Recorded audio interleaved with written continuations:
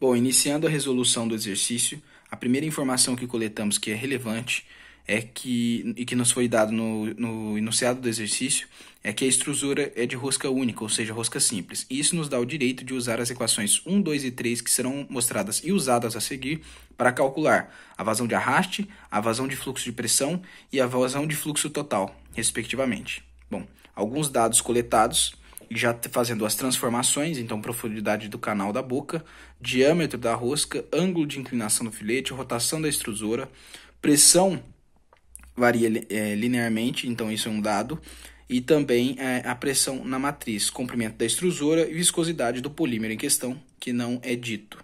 Então, algumas condições que devem ser levadas em consideração para que nós utilizemos o ferramental matemático específico para a resolução deste tipo de questão. Então, para todos os passos matemáticos que iremos fazer aqui, que eles tenham razoabilidade, nós devemos inicialmente considerar as seguintes hipóteses que devem ocorrer aqui no caso do problema, né? Então, o fundido polimérico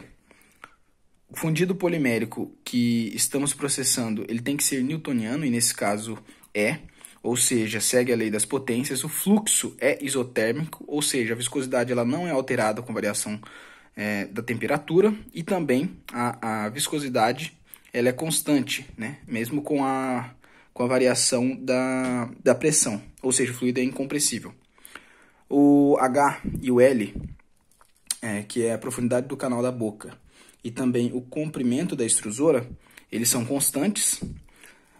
A profundidade no canal da rosca ela é muito menor do que a largura do canal, e assim o fluxo de arraste nas paredes pode ser desprezado, né? Não existe um fluxo de retorno aqui, ou seja, qualquer vazamento na folga entre a rosca e a parede do barril, no topo da aresta do filete, não acontece. O canal está repleto de fluido, então totalmente preenchido. Então, tendo sido feitas essas considerações, nós podemos sim lançar mão das equações mencionadas anteriormente para calcular, como dito, a vazão de arraste, QD, a vazão de fluxo de pressão, QP, e a vazão de fluxo total, QT, que vem da diferença desses dois primeiros. Aqui tem as fórmulas, né, que são utilizadas nesse tipo de exercício, como são vazões no Sistema Internacional de Unidades, elas estão todas dadas em metro cúbico por segundo, tá? E aqui a diferença que eu falei de QT. Então, primeira coisa que a gente faz, de acordo com, aplicando os dados, né, que foram fornecidos lá no começo, nós jogamos aquela fórmula, a equação 1, desse caso, e obtemos o valor de 5,49, né, aproximado, vezes 10 a menos 6 metros cúbicos por segundo para a vazão de arraste. Já para a vazão de fluxo de pressão, também aplicando os dados concernentes na fórmula específica, que seria a equação 2, tá?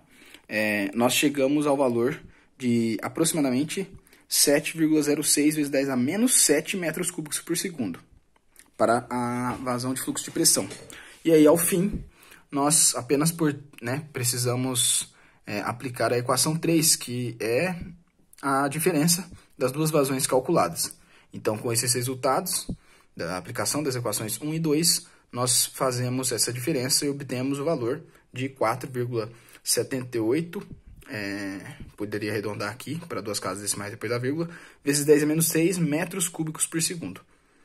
Então, basicamente é isso, né? O que nós vimos aqui é que a vazão de fluxo de pressão ela é bem menor do que a vazão de arraste e impacta pouco. Então, basicamente, esse é o valor final que nós temos.